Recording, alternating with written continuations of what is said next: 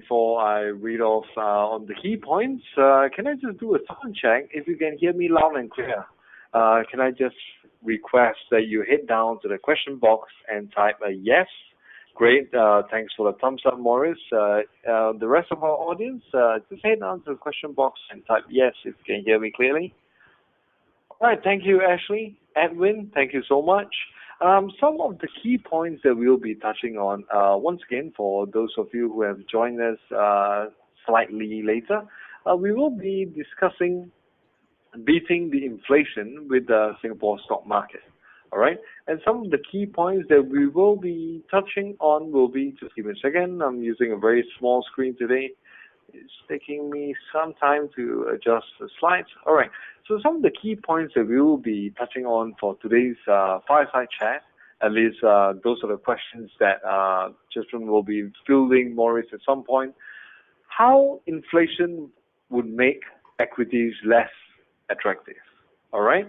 And with the effect of high inflation on what is the effect what is the effect of high inflation on Singapore's favorite equity sectors like the airlines, banks, REITs, and dividend-paying stocks? Is it a good time to buy? And industries that will actually benefit from the higher inflation, finance-related industries, companies with maybe pricing power, and how do you assess companies when inflation increases? All right, these are the key talking points that we will discuss in today's Fireside Chat. Che Chern, if you're all set to go, I can hand the reins over to you. Hi, everyone. Good evening. Can you hear me? Yeah. Mooris, you can put a thumbs up if you can hear me. Yeah, I can hear you. Yeah. So it's the first fireside session that we've organized. Glad that we have many people who join us this evening. Things have changed a lot over the past 1 year. I think just over about a year ago, we are talking about the plunging stock indices, and we are talking about the possibility of recession, and there's talk about deflation, all this. Of course, with all the macroeconomic policies, globally, lots of economies pump in lots of liquidity, and things change very fast. And now the word that we keep seeing in the marketplace is, in the newspaper, is inflation.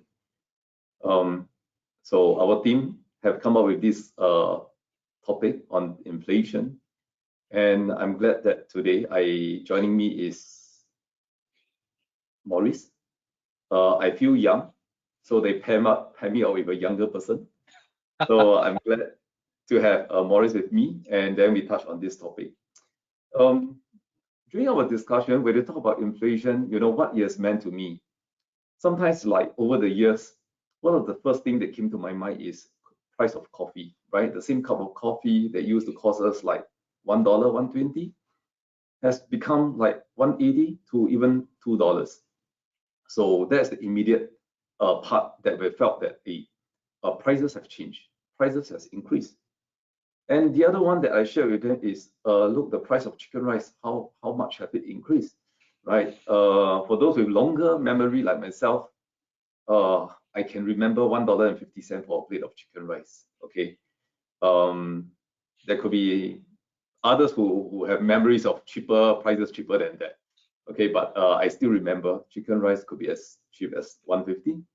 Certainly nowadays, you probably can only find it at $3, $3.50, and more than that. So I think this is, to me, this is the impact of inflation on me. So at this juncture, I also would like to ask the younger ones, right? Like Mooris, so what has inflation meant to you? Because certainly you are much junior than me. The prices that you have seen over the years could be very different from what I've seen in the past. And of course, when we see that inflation, true, we have seen all this, but sometimes when you look at in the statistics, right, then they will say that, oh, core inflation is very low, is 0 point something, 1 point something. But on the other hand, as a consumer, but sometimes we felt, yes, prices has gone up. Things have become much more expensive. So in light of this, how do the young ones like Mooris, how do you feel about inflation? And at the same time, as an analyst, can you help us decode the meaning of the inflation data? Over to you, Mooris. Yeah, thanks for the introduction. Hope you can hear me clearly. And thanks Sri for opening up the session. I think on the price of it's funny you mentioned on the price of food. I think growing up, many, not even only my parents, right? Many other parents also, they like to tell us that, hey, in my time, maybe a bowl of bak chor mee was 5 cents, 10 cents. Then to me it's like 5 cents, 10 cents, what can you really buy? So we do believe that is kind of it's true that prices have gone up way high over the years. But and then you mentioned the statistics wise, right? So it's true that core inflation, all items inflation, so that's the two measures that Singapore uses, right? It's come in at very low numbers every year. So to answer your question on that, like just really simply, right? Core inflation, all items inflation, MAS just looks at, say, a few thousand items. There's a basket of items they look at. So it so happens that the coffee that you drink is outside the few thousand items they measure every year, then it's not going to be captured. But I think one more useful way of looking at, is there inflation in Singapore? Like you see the plate of chicken rice going from $2 to $4, right? That is one way of looking at inflation. Another way of looking at inflation is actually wages. And I think anyone reading newspapers nowadays, you see a lot of debate about the PWM or minimum wage debate. And we are still paying much of Singapore's low wage labor or even entry level jobs. We are still paying them actually quite stable rates over the last 10 years. Perhaps even as stable or even more stable than food prices. And that is actually a key contributor to inflation. So, on one hand, you see water prices going up by a lot because of the tariff. You see electricity prices fluctuating, you see food prices going up. But wages actually, they are kind of stable and quite sustainable. So in a way, statistics wise, it doesn't really give you a full picture of what's happening in Singapore. Happily enough, just to go in a bit into the topic of the night, which is how does it affect Singapore stocks, right? Happily enough, the relationship isn't so clear cut. Yeah, it's not as if there's no inflation, nothing happens to stocks, or if there's high inflation, then suddenly your stocks will nosedive. It's not so clear, but we can go more into that later on, for sure. Okay, yeah. But on the impact of inflation, the other topic is, given all the so-called quantitative easing, we can see that savings rate has become very low. The interest rate has become very low. I don't think you can even get 1%, right? And then at the same time, we find that the inflation rate is there, and in a way, so-called your real return of money has somewhat reduced. So how do you see all this impact of the inflation on savings? And assuming that the savings are going to achieve low rates of return or maybe even negative real rates of return. So right, is there any strategy that end user, consumer, or investor should adopt given such economic climate? That's actually a very good question, because it can go so many directions. And what do I mean by that?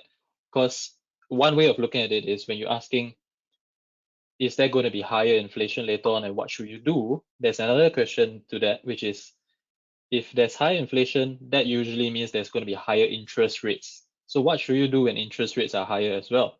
So you could approach it so many ways. But let's say we take a look at inflation, right? I think the immediate thing that people need to think about right now is this inflation, where you see the last 2 months or so for US, because why we are having this discussion as well is because of US data. So we need to acknowledge that there's good inflation and then there's bad inflation, so to speak. What do I mean by that? So what were the recent drivers of inflation? They were mostly to do with things like commodities, to do with things like economies reopening.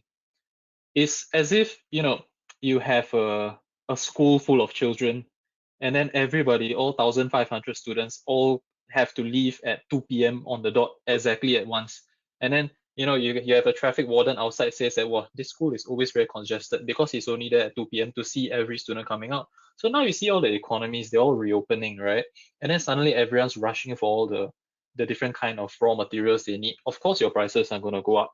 And the kind of raw materials, right, is very specific. Their needs are very specific. You don't see all raw materials going up. You see certain things like people want to build houses, and therefore lumber goes up. People need to build stuff that is important to the semiconductor industry. Why? Because semiconductors are almost in everything now. Therefore, the raw materials for that goes up. Shipping rates are going up. So this kind of inflation, right, there's one good thing about it. One good thing about it is that it's likely that it's going to be temporary. Why? Because if you see that the prices of all these commodities are going up, what does basic economics tell you? It's going to be more attractive for people to ramp up production. And one thing you can look at now actually is a lot of the commodities, right? Production is ramping up. And it's not only thanks to government efforts, it's a lot of people are seeing that, hey, I'm doing whatever I'm doing now, but suddenly, all these commodities, they're so like, I could earn a lot of money selling these commodities. So why don't I do this instead? Or why don't I invest more in my production facilities? And that's what we're seeing now, actually. So you talk about longer term or even medium term, right? This inflation, is it going to stay? I don't think so. It just doesn't seem that likely. So in a way, that is one of the questions you must think about. Because why? It does affect our where should we park our money, right? And then that brings me to the first part of your question actually, which was, what kind of assets should we look into? I think what most people would say during this kind of period is, you shouldn't really have that much in cash, right? Because if you hold cash and then there's inflation, your cash will be worth less next year than this year, right? That may be true. That may be true, or that definitely is true in theory, as it were. But what can history tell us about inflation expectations, right? This current bout of inflation has actually a lot to do with easy monetary policy in the US. So if people need me to elaborate more on why that's the case, you can ask a question there. But this bout of inflation, a lot of it, asset price inflation particularly, it has a lot to do with easy monetary policy in the USA. So when we talk about, 1 year from now, do you think interest rates are going to be 0%? I can't give you an answer 100%, but I'm willing to say that, it's not going to be zero. The chance is not going to be zero. When rates rise, or when the moment the Fed opens their mouth and they say that rates are going to rise, what's going to happen to the stock market? Straight away, all your growth stocks, all your favorite names, Nvidia, Tesla, everything is all going to go like that. And then what does history tell us about that? In 2013, or even before, whenever the Fed opens their mouth and says that we are thinking about raising rates, the stock market does this. And then people start to realize that, it's a bit temporary. There's really nothing to fear. The real price of money shouldn't be 0% per year. It's not a fair rate to pay for holding money. So, then the stock market does go up. So how does that relate to holding cash? So if you're holding cash, right, or you're holding something quite liquid, it's worth keeping it there to wait for that period where, there's a taper tantrum, so to speak. So that is one strategy that people can employ. And that is what history tells us has happened in the past, when there's periods of easy monetary policy, and then there's a taper tantrum period, and then there's a path back to recovery period. So that tends to hold true for most cycles, so to speak, although this is quite an unusual cycle. So yeah, I hope that goes some way to answering some of those those points you raised. So as an analyst, I believe people must be asking you, so in light of this inflationary environment, okay, given that so much talk about it, so I think one common thing they will be asking you is, so there are so many different types of assets, right? There are different types of assets in terms of asset allocation. Is there any specific things, like some will say, oh, gold is an inflation hedge, property is an inflation hedge. So there's different asset classes. So is there any views on the performance of the different asset classes, or what they should be, which asset classes will perform well? Like example, cryptocurrency, that's another major thing at the moment. There's even people drawing reference that oh, in the new digital world, in the new world, gold is not necessarily the inflation hedge. Cryptocurrencies could be the inflation hedge. So what are your views Right. on this? Right. Cryptocurrencies, that's it's an interesting topic to talk about, but definitely you can hold a session for a few hours just talking about cryptocurrencies, right? Yeah. Because I'll give you an example. The headlines have been absolutely dominated by inflation kind of topics for the past few weeks, right? But you haven't really seen Bitcoin live up to the kind of hey, I'm an inflation hedge. When inflation rises, Bitcoin also rises. You haven't seen it play out like during this period of time. Granted, it's short term, like it's just a few weeks period, but I mean, wasn't that the promise of Bitcoin all along? So, and the thing that unnerves me about it, right, is like, you can't really say I'm wrong. Why? Because then my question to you is, okay, what is the fair value of one Bitcoin? And people can do their projections based on the scarcity of Bitcoin, things like that, right? But it just hasn't been done before. So if I were to say anything at all about cryptocurrencies, right, it's that it's going to be very volatile. As an inflation hedge, it is possible, purely for the fact that it cannot be counterfeited and it's limited in supply. But definitely, there's a lot of other alternatives out there, right? So on to the question on what kind of assets tend to do better in an inflationary environment. Safe haven assets, I mean, that goes without saying. So your standard gold, things like that. The outlook for that is pretty rosy. Commodities, ironically, yes, people tend to look to commodities so commodities, you can break them up into different kinds. For example, metals or agriculture. So people tend to look at, say, metals a bit more during periods of high inflation. A bit risky now, in my opinion. If anyone out there is thinking about looking at commodities, because they're coming off a high right now, so you have to really go into each and every one of them, say iron ore, things like that, right? And you got to look at what's the structural reasons driving the demand or constraining the supply or things like that. And that's going to be very volatile. So if you're looking for a safe portfolio, you need to do your homework first, or that's really not asset class for you to look at. So on to say something else like stocks, right? So how does inflation affect stocks? So inflation, as earlier said, I'm sure you know this definitely already. It's like, so inflation, it reduces the value of your money over time. So if we divide stocks into value and growth stocks, the difference between them is value stocks kind of justify their share price now because of what they're earning now and in the near future. Growth stocks justify their share price because of what people think they can earn in the future.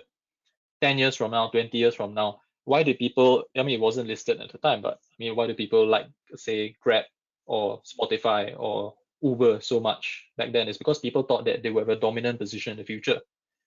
But if there's inflation of, say, 5%, which is quite ridiculous in this environment, but 5% per year, and then suddenly your expectations of Uber's revenue 10 years from now is suddenly 5 times 5 times 5 times 5%, and it suddenly becomes much less valuable. So to summarize, the first thing that will get chopped in a high inflation environment are growth stocks or overvalued stocks, so to speak, because of their future earnings potential. So what tends to do well in these kind of environments? Those will tend to be more value stocks, of course. Of course, if I say growth stocks are not going to do well, then of course value stocks are going to do well. But of the value stocks, what tends to attract the most attention, especially from funds, is high dividend-paying stocks. So high dividend-paying stocks, I mean, since the focus today is actually on SGX, there are quite a few stocks listed on SGX that actually do pay decent dividend yields, which is about, say, 3 to 4% or more. So names like Sheng Siong, names like Olam, things like that. And they've proven that, the leadership has proven to be quite adept at managing their business as well. So, in a way, it's a decently safe play. And you know that a lot of other people out there in the market, if they're thinking about inflation, they're going to be thinking about these names as well, which are the dividend payers. Yeah. So yeah, I covered commodities, a bit of stocks, hopefully a bit of cryptocurrencies as well. So you mentioned some of the things like high dividend stocks, growth stocks. But if I were to make it for layman term in terms of sectors, if I were to ask you to, how about put like in SGX itself, there must be 700 over counters inside. So there are different sectors. So on a broad way of looking at things, right? So which specific sectors do you think will benefit from it? Which are the winners, and which sectors could be the more likely to be the losers? Yeah. That's a bit of crystal ball kind of. But if I were to say, I mean, one thing that tends to be popular is REITs. So the so-called art of REIT analysis tends to be a lot more quantitative. So I won't even try to go into it with this kind of format. So I'm just going to speak quite broadly about the structure, how to say, the kind of let's put it qualitative outlook for REITs, so to speak, right? So qualitatively speaking, inflation, if we link it more to the question which I mentioned earlier, which is if there's high inflation, is there going to be higher interest rates? So Singapore doesn't set its own interest rates in a sense. So like the regulators don't actually set the interest rates, right? So we tend to look more at, say, what's happening in the US. Are interest rates going to rise? And I'll say in the near term, it doesn't really look that likely the interest rates are going to rise. I can go into that as well, but then in a nutshell, the Federal Reserve Chairman himself, he has a kind of dashboard of indicators he's looking at to decide whether to raise rates or not. And that has a lot to do with the labor market. And the labor market isn't really in a condition yet. So if we assume that interest rates aren't really going to rise in the near term, right, REITs in general actually would do decently well, I feel, in terms of, say, the cost of borrowing. Yeah, so in terms of expansion, in terms of realigning their portfolio. And what I mean by that, REITs, I think there's something interesting going on in some of the REITs now. Perhaps the trend isn't super clear, but I'll give you an example, which is on the SDI, there's the Keppel Data Center REIT. Yeah, so they're not doing so well recently, and that has a bit to do with some other fundamental reasons, which is they're actually diluting their pure play. What a lot of analysts are saying, their pure play data center status, right? But if you look at it, let's break it down to what's happening during this pandemic. So you're a REIT, right? Yeah, in the business of property. But of course, if you rent out spaces, let's say you rent out a shopping mall and offices, and then now this is a pandemic, so what's going to happen to offices and shopping malls, right?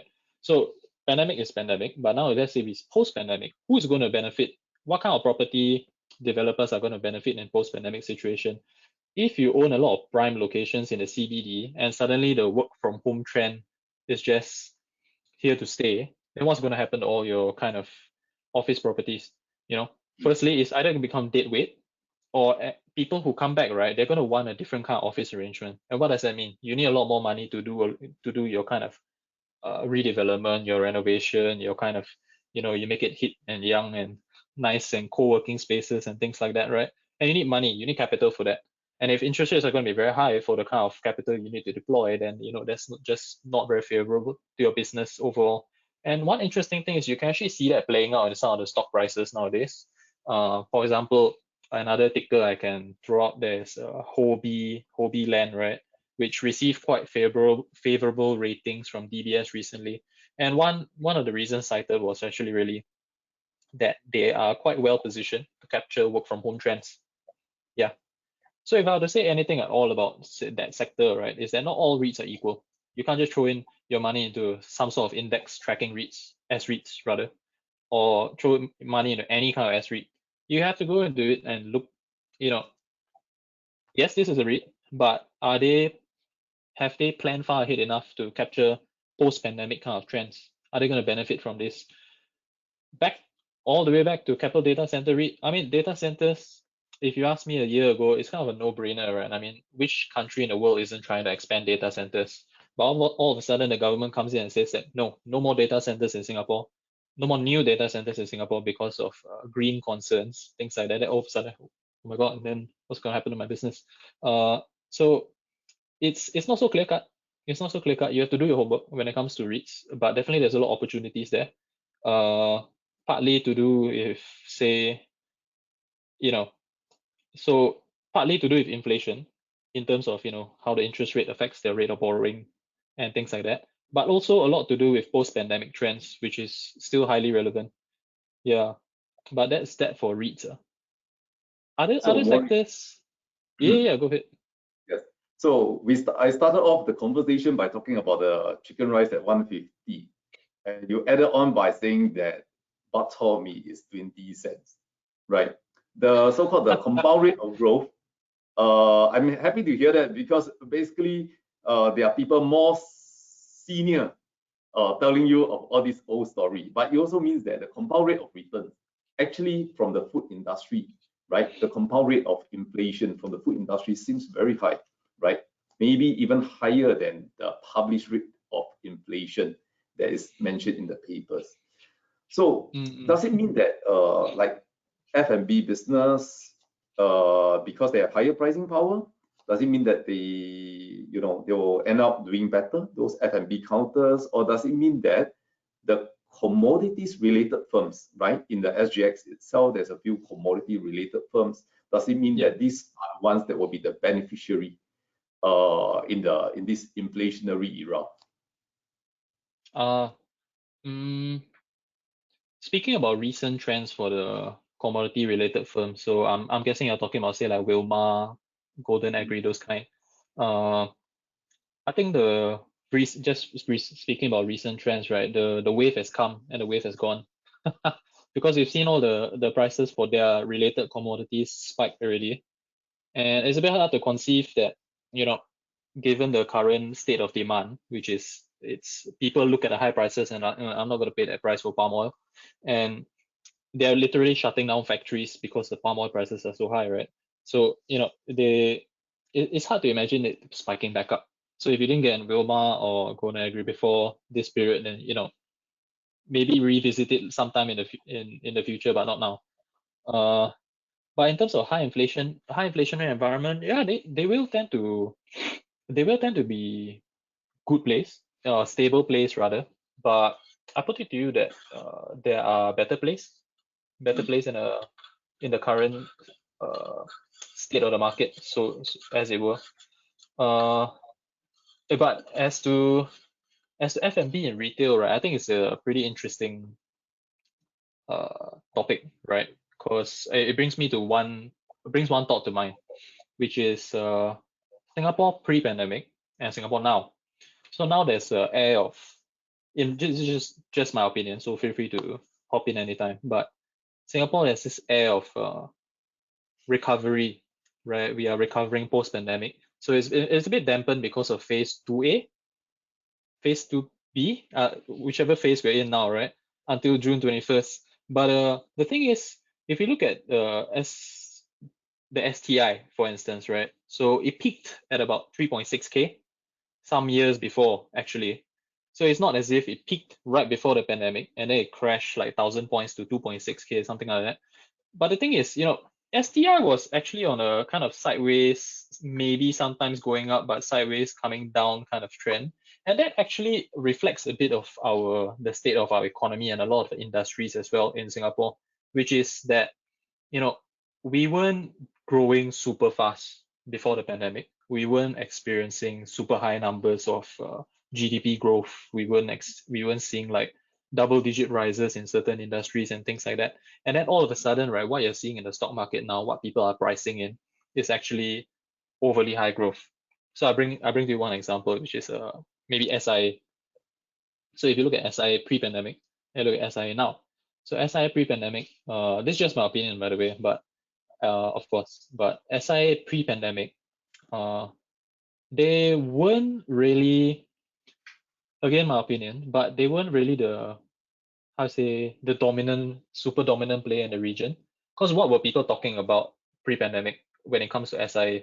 Of course, they weren't talking about, COVID and travel restrictions. They were talking about ME3. So what is ME3? The Middle East 3, which is your Qatar, Etihad, Emirates, right? And these were really so-called stealing the rice bowl of companies like SIA.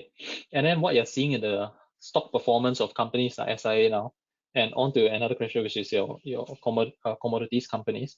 And suddenly you're seeing the price just go like super high, like maybe even higher than pre-pandemic. Does that make sense? I mean, without delving into the multiples at first, right? If they weren't doing well before the pandemic, do you really believe they're going to do even better after the pandemic? Possible. As a serious question, it is possible. But the thing is, the good thing is we can actually look at what they've been doing during the pandemic to actually transform their business. I think people are overly optimistic, personally speaking, and I think they have to taper their expectations. They could perhaps get better returns elsewhere, so they got to be a bit more targeted with their industries. One industry I'll actually suggest is right now is real estate, perhaps, and real estate is experiencing super hot demand right now. Yeah, you mentioned about Hobby just now. Yeah, so Yeah, are there other names that you want to point out? There is that company which the name eludes me. It's the one that is actually it owns ERA. Mhm. Is it APAC. APAC? Yeah. Yeah. APAC Realty, I think. Yeah. So I mean, if it hasn't really caught the attention of anyone listening in yet, just take a quick look at their annual reports and what people are saying about them, and it's quite clear that actually, real estate sentiment is red hot. It's super hot. So in some way, when you're making picks for your portfolio, one way for sure everyone looks at is, yeah, this is good. Maybe I want to go for my commodity stocks, my airline stocks, things like that. But this is better. So, it's like real estate, there are good place, there are better place, there are some not so good place. So you definitely have to be more discerning there. It's not as if you put a bit of money in real estate stocks and then you're guaranteed that it's going to appreciate. No such thing. But it is an area with a lot of potential in a high inflationary, high interest rate environment. It's kind of like all weather until the government applies a bit of brakes when the property prices gets too high, which they have done so in the past. So that's an area to watch out for, but there's no sign that it's forthcoming anytime soon. Yeah, but that's for real estate only at least. Interesting. So over the course of this conversation, I heard you mention a few names, including the Wilma, the Golden Agri. I think you mentioned quite a fair bit about REITs, Hobby Land just now, APAC. So are there other names that you want to just bring to our attention that you felt that is interesting for us to take a closer look? I think companies. So one interesting thing to me when I first started doing all this kind of analysis was that, so where do a lot of people, maybe I speak for myself, but where did I start reading about stocks and things like that? It's usually US stocks. So US stocks, I mean, then you hear names S&P, Nasdaq, things like that. So where am I going with this? S&P, Nasdaq, it's very tech heavy. And even for the Dow Jones, it's industrials, but they're also very tech savvy. So movements in technology or developments in technology do move those indices. SDI is, what is the term for it? It is not tech heavy. It is very cyclical heavy. So when it comes to it, right, if you're looking for tech exposure in a high tech country like Singapore, there's how you say, only a few names you can look at, which kind of simplifies your job. So if I just restrict the selection to SDI in more forward-looking companies, right? Some of the names that caught my interest maybe is like Samcor, which actually did very well last year in terms of the stock price, rather. And why that is the case is because they're pushing very hard into future technology, like say clean energy. So why is clean energy kind of an attractive play in general? I mean, if the audience isn't convinced in the first place, but clean energy, it's one which is, I mean, in terms of pricing, it's getting a lot more attractive as a consumer technology. In terms of regulatory acceptance, in terms of regulatory support, it's gonna do a lot better in the future. So some other names would be, say, ComfortDelGro, which also surprised me to some degree because I can't remember when was the last time I used any of their services. But when it comes to ComfortDelGro, they are actually doing quite a lot of interesting things. So they released an app. I don't know if you know this. They released an app recently, Zig. Have you heard of it? Probably it's more meant for the younger crowd. They certainly targeted it that way, but they're trying, and it reveals kind of like the company direction, right, in that way. but they are trying. So another major announcement that they actually try to dip their fingers into, right, is building of electric vehicle charging points. So if I'm not mistaken, what I saw sometime back was they're actually collaborating to try to build electric vehicle charging points. So that kind of reveals a kind of forward-looking mindset for these kind of companies, and I think it's very important because a lot of the blue chips, so-called in Singapore, their business models, yes, they do bring in a lot of money, they are very stable, but that's not what stock prices are about. Stock prices are always forward-looking. So where are the next opportunities in Singapore? And I mean, one good thing is that one of the major innovators in Singapore is actually the Singapore government, because maybe it's an opinion, but they do pump a lot of money into sectors they think are worth pumping into, things like transport. So you're seeing that in our Tuas megaport, seeing in Changi Airport, you're seeing in electric vehicle charging points. So they build all this infrastructure, and then you got to see what kind of companies are trying to insert themselves into these kind of opportunities. ComfortDelGro is one of them. Samcor is another one of them. So those stickers stood out to me. Yeah, Mooris, you mentioned kind of a number of names, all these counters. But just in case, will that make any difference for young people like myself? Those recommendations, young people like myself, and towards younger people like yourself, will there be a different recommendation for the sake of a different age group? My heart Depends could be on. weaker than yours. Yeah. So I mean, when it comes to assembling your own portfolio, right, it has to be a personal assessment. So I'm definitely not in the business of telling people, oh, put 20% in this to 20% in that, right? But I mean, I think it's quite a common sense thing that it depends on your own risk appetite and what your investment objectives are. Singapore stocks are definitely safer, so to speak. And in terms of just keeping your investments in Singapore, right? I mean, you do always have SSBs to fall back on if you want to, and they're not bad. I mean, they're honestly not bad. But when it comes to Singapore stocks, let's say for the young generation, dividend stocks definitely they're going to see a lot more interest in the coming years. Why?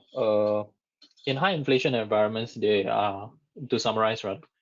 In high inflation environments, they are quite attractive. In low yield environments, they are also quite attractive when interest rates are zero. That's what I mean by low yield. So, people are going to always be looking at these kind of stocks, and you're going to get a constant return from them. So, in a way, they're always pretty good. For younger people, I think the race is on to build wealth. I think nobody takes, nobody really takes their paycheck and goes like, with this money I can retire at age 50 or age 60 or age something. Nobody really thinks that, right? So everybody has to think about, okay, how can I put my money to work? Okay, and track record wise, to be completely honest, Singapore stocks aren't the easiest to build wealth in. I feel there are better opportunities elsewhere. If you do a simple analysis of, you put side by side even regional stock indices or global stock indices, or even worse, US stock indices, you put side by side with Singapore indices, right? We do lag. Happily, it's still uptrend, but we do lag. So advice to younger people is, yes, you can have some position in Singapore stocks, but if you don't have a diversified position geographically, which means maybe start looking at the easy bigger names like US and China first. If you don't have a position there, consider those. And why US, why China? It's because the research is more detailed for those geographies. Sure, people are going to tell you, hey, there's huge opportunities opening up in Africa now. I don't doubt it, but good luck finding any research that you trust on those kind of things. You open a position in those jurisdictions, and then you'll be thinking, how's my investment doing, or how is this going to affect my investment? And you realize that you don't really have that much coverage, or at least coverage in a language you can understand sometimes. Or not say in a language, they do speak English over there, but it's just not as accessible. Yeah. So if you don't have a position that's geographically diversified for younger people, look into it. That's what I would say. Okay. But Mooris, because you are investment analyst, you spend a lot of time reading all these, it's like it's an unfair advantage, right? Others might not know which sectors or zoom into which specific stocks to look at. So if if investors or potential investors do not know what specific stocks to look at, do you have any recommendation for them? Yeah, that's a good question, right? Because I think one thing which some people say in the market is they only invest. Say, let's say we talk about consumer-facing stocks. They only invest in companies which products they use, right? Which kind of makes sense. And that's a decent guide to start with. Let's say if everything I use is Apple, and then I don't buy Apple stock, then I got to think about why. Like, why? Why don't I buy Microsoft instead? Or why don't I buy Apple stock instead? Or if I say I don't use ComfortDelGro stuff, then why? Like, you have to think about those. If I don't fly SIA, which is actually a real thing for me, I don't fly SIA, but I fly Scoot or I fly Etihad instead. Why? So starting from there, if you realize that, hey, I'm actually using a lot of these companies' products, they are listed, or I'm seeing these companies' products in a lot of places, like say palm oil, right? Commodities companies is everywhere, and you don't have a position in those stocks, you can start thinking about that. Like, is it going away, or is it here to stay, and is it gonna grow? Further example, maybe if I were to go one step further, is say oil companies, right? Or so-called dirty energy. The term eludes me currently, but to say those kind of companies. I mean, most signs are pointing to it being a bit of a sunset industry. So yes, you can use a lot of those kind of products, right? Like say you drive a car, you use petrol, things like that, plastics. But their days are limited, and you can see it as a consumer because you see people pushing for car light, you see people pushing for electric vehicles, things like that. And if you are super invested into the oil stocks, for example, and you see these kind of developments happening where government says that, okay, I'm going to impose even more taxes on cars, things like that. I want you to drive less, and then you're still invested in oil stocks, then something is wrong. You have to think about, does this make sense? Maybe not, maybe not. Yeah. So I think that's a good guide. It sounds like your guidance here is that the other way is looking at those things that you have conviction in, those things that you purchase regularly, right? Because you believe in certain products, so you invest in the company that meets the products. Okay, thanks. I've been firing you multiple questions. I know that we are supposed to go into the Q&A session, but before we go into the Q&A, if just there's one thing that you want the audience to remember for today, what will it be? I would say that, I mean, okay, this is going a bit into more macro econs, right? But what people are saying now about hyperinflation and inflation, I think is a bit more of scaremongering. There could be some truth there, but it's a bit more scaremongering. What do I mean? In the 80s, inflation went up to double digits. Interest rates went up to 20%. So, if people are right now, they're talking about hyperinflation, do they really know what they're talking about? Are they talking about the return to the 80s? There were a lot of factors for things to actually develop the way they did in the 80s, right? And one thing that people need to remember is the current set of regulators managing inflation now are the same people who sat through as associates and young people while the crisis was going on in the 80s. So these are the same people managing the crisis now. So it's not that like they don't know what they're talking about. So what you're seeing now is the Federal Reserve saying one thing and then the market saying, nah, I don't believe you. But who was around during the inflation crisis back then? So if it were me, if I were to say just one thing to the audience is don't fight the Federal Reserve, which is an old saying as well, which has never been proven wrong so far, I feel. Yeah, Okay. That's just my opinion at least. Yeah. Interesting, all these terms. I'm certainly not born in the 80s, but I'm certainly also too young to remember how it looks like in the 80s. But I promise you, I will go and read up more about what happened during that. Okay, thanks. I fired sufficient questions. So, Sri, can I hand the session over to you for the Q&A. All right, thank you so much, Chie Chern and Mooris. I'm taking back home the key point that purchase opportunities or counters that you have a strong conviction in. All right, very good advice right there from Mooris. Well, we've got a mix of questions here. The first one is from Ivan. His question is on commodities. It's on copper. What is your view on copper now? While prices are still high, there seems to be growing structural demand due to renewables, EVs, and supply constraints, and this will probably persist for some time. What are your thoughts, Mooris?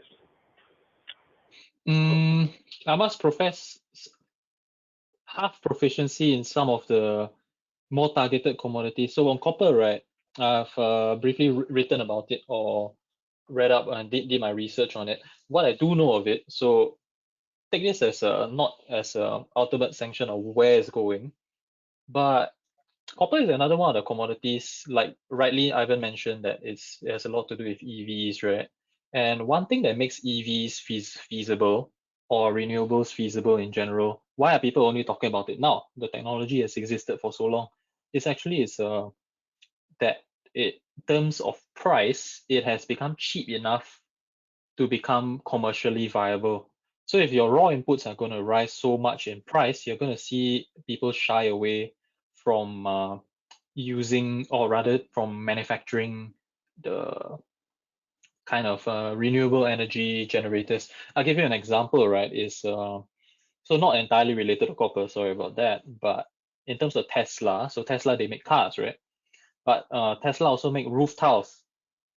So they were selling roof tiles, shingles sometime back. Of course, you can't buy it in Singapore, but they were selling in the US. So what happened is that, the cost of the technology went up, the cost of the raw materials went up. People paid. So you know how a suburban house in the US looks like, right? So people paid maybe like 40, 50K to have their roofs tiled in totally Tesla tiles. How do they look like? They look like a normal shingle, but they have kind of solar panels in them. But the price of it went up by so much that people initially built 50K, suddenly came back with 110K. Like, would you pay 110K to re-roof your house? A lot of people abandon their plans to actually re-roof their house with Tesla. So that's what's going to happen if prices rise too much for copper. You're going to see demand fall. And that's what's playing out across the board for a lot of commodities. Yeah. So how much are people going to really pay for these things? If they were popular, to summarize, if they were popular in the first place because they were becoming cheaper and suddenly they become expensive again, they got to weigh the likelihood now, which is going to give way first, demand or supply? Demand or price? Demand or the price? Yeah. And that's my response to that. All right, thank you so much, Mooris. Well, the roof did sound really interesting with its solar power ability inbuilt on the roof, but of course the price is a major concern. The next question is from BG. His question is, Mooris, what is your view on the Singapore banks at these current levels? I find them expensive. What are your thoughts? Well, Singapore banks, I do look at them quite often, because one thing that blew my mind was that they actually make up 40% of the weightage for the STI, which was quite. But for the Singapore banks, I think they will do better in when interest rates start to rise again, definitely, as banks usually tend to do. But the outlook for interest rates, I think, has already been priced in. And I mean, the evidence for that is actually in the kind of rally that you've seen from last March lows. There wasn't really much justification for some of the rallies. You were seeing the price actually outstrip some of the multiples. So I do agree with the sentiment that it's a bit approaching its price potential. Perhaps it's not overvalued yet, but it's approaching its price potential currently. And there isn't really any kind of qualitatively speaking, there isn't really any kind of fresh impetus that I see on the horizon for further rallies. So in a way, yeah, I do agree that it's actually quite potentially overpriced, rather. Yeah, I'm sorry, I can't give more insight than that in terms of qualitative for financials in Singapore, but yeah, that's what I would say about it. All right, thank you, Mooris. Next is from Fabian. Fabian is asking, what are your views on the semicon shortage/industry? Well, that one takes it a bit more global, right? Because previous two were more about Singapore. Semicon shortage, I mean, you're seeing a lot of investment into semicon manufacturing, but the difficulty with the stock prices when it comes to semicon manufacturers, right, is a lot of their potential, their future potential already has been priced in. Why is that the case? And this takes it a bit more down to, I mean, we're talking about stocks, right? So this takes it a bit more down to the micro level, is that asset price inflation. Simply to speak, asset price inflation. People, I mean, staying at home, and there's a lot of statistics to show this, like US savings rates are actually at all-time high now. So people are not putting the money in the bank, they're putting the money in the stock market. So a lot of this price potential has already been priced in for the semicon manufacturers. As for the industry itself, right, I don't think it's a problem that is really going to, say, dim the outlook for the industry, but it will dim the outlook for a lot of the related industries. So the semicon industry, one interesting thing, I'm sure it's read about it as well, which is they do have a sort of a queue or not really a priority list, but first come first serve. Who asks for chips first will get the chips first kind of thing. And that's affected car manufacturers, especially hard. And one thing, so two trends I can discern from what's happening with the chip shortage, right, is that actually people are not sitting on their hands. The clients, right, are not sitting on their hands and just waiting for things to like, say, waiting for TMC to kind of magically overnight just spring another factory line and things like that. They're not waiting for that. So two things that are happening, right, is companies are actually looking at making their own chips. And you're talking about the bigger tech companies. And it's actually pretty exciting stuff, making their own chips. A lot of them not for the reasons of actually the chip shortage, but happily enough, they were in the process of making their own chips. And these are companies like Amazon, Microsoft, things like that. So those kind of companies, I don't really expect the impact to be super, super big. And some of the companies that are going to do well, right, actually are companies that can scale their production a lot easier. And you're talking about tickers like, say, maybe Texas Instruments or something like that. And what I mean is they produce chips that are simpler. And, you know, if it's simpler, then it's easier to scale. So these kind of companies, it hasn't really played out yet, but at least what I think is going to happen is that you're going to see that these companies will be a lot better suited to scale up to meet demand as compared to a company that needs specialized labor, specialized production lines, specialized everything, and you need to ask people for money, and then you need to set up, you need to scope out the land, you know the whole process of setting up a new assembly line, and then you got to think to yourself, and this is actually what happening with a lot of companies. They think to themselves, is this chip demand actually going to last? Is it really worth building a whole factory out in the wilderness, and then like 2 years from now there's no demand? So a lot of them are actually half. So maybe the last thing I'll say about that point is that, you know, manufacturers that can do a bit more just-in-time kind of manufacturing, I think they're going to outperform in the next couple of quarters. But otherwise, for the rest of the chip manufacturers, I think price potential is priced in, and their clients will just, I mean, they're definitely not sitting on their hands. They are thinking of how to deal with the chip shortage as well. Yeah. Hey, Mooris, I'm just going to give some time for the audience to type in any other questions that they may have. We could pick out one or two before we end the session. Tristan, do you have any question for him? If not, I have one ready to go. I've fired him enough questions for tonight. Okay, Mooris, it's my turn then. Okay, my question to you is, we've covered quite a few sectors. We've covered quite a few types of counters today. We've spoken about macroeconomics as well, and how perhaps you should look at counters to buy, you know, something that you very have a strong conviction for. In terms of opportunities that you see in maybe in the near term or in the coming 3 months, where do you think investors should look at for possible opportunities that are coming up? based on at least the work I've been doing recently, I feel that locally speaking, because the topic today is about local, right? Real estate, seriously speaking, real estate, that will be the first. I think there's still some lingering excitement over ESG, but the thing about stocks today is that, a stock can do well and then the price can still fall. They can have their earnings call and they outperform double digit, they smash its all-time high revenue growth, and then their stock still falls because people have to understand that a lot of this potential is really priced in. So I think one sector, at least my opinion, one sector that still hasn't been priced in yet perhaps is real estate. Yeah. ESG, it's highly likely that it's already priced in. If I were to make a sweeping statement about that, I acknowledge it's a sweeping statement about that, but I mean, people have been talking about it for quite a while now, at least. All right. We have two questions in the box. One is really interesting from Fabian. His question is, what do you think will be the next spanner in the works or the next black swan in the industry? Any warning signs that are bubbling under, maybe? If you don't see any, yeah, that's fine.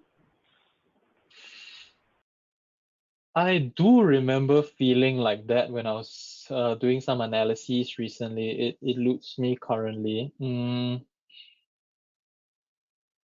I think an interesting idea I came across recently is has to do with our topic of the night, which is inflation, which is Kenneth Rogoff, who is a prominent American economist, right? What he was saying is that, the world right now, or the world for recent history, China has been making its lunch, okay? Which is, China is a manufacturing hub for everything. And right now what you're seeing is that there's a lot of concerted efforts. I mean, it was the headlines today, right? Which is G7. G7, they're taking a stance. NATO is taking a stance against China. And why was NATO formed in the first place? It's North Atlantic Treaty Organization for the North Atlantic, right? So what they're doing all the way in the Pacific. But they're taking a stance against China. And when there's this kind of movement towards decoupling, deglobalization, as it were, I feel it's a bit alarmist, but there's going to be some degree of antagonism, perhaps a bit of trade wars and tariff back and forth and things like that. That's going to be a near-term risk or medium-term risk rather, inflationary concern. Because why has inflation been so low over the last 10 years? What is the first thing most of us learn about inflation? I'm sorry if this is getting a bit rambly, but Fabian can type in a comment in the box if it's a bit too rambly. But what was the first thing we learned about inflation? You print more money, inflation rises. Europe, Japan, and US has been non-stop printing money for 10 years at least. So where's the inflation? I don't see it. So, one key reason why there's so much deflationary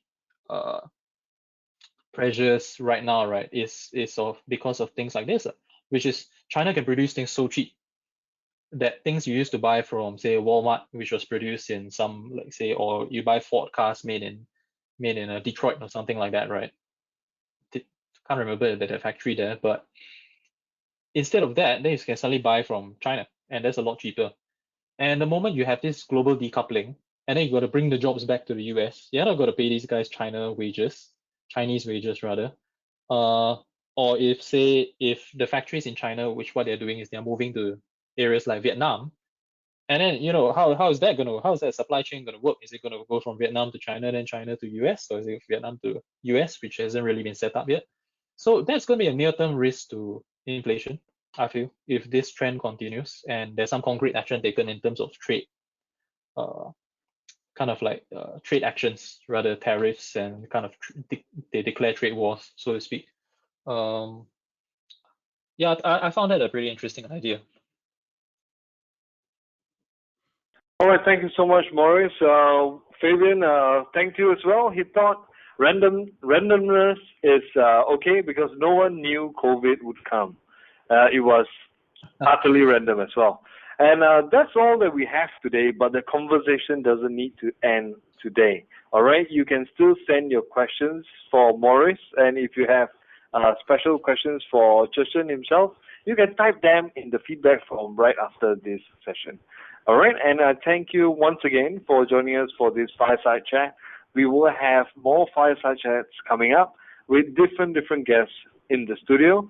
And do look out for our EDM updating you on upcoming Fireside Chats and events. All right, thank you for a wonderful session. Thanks, Mooris and Che Chern. Thank you. Thank you. All right, see you. Take care and stay safe, everybody. Bye-bye.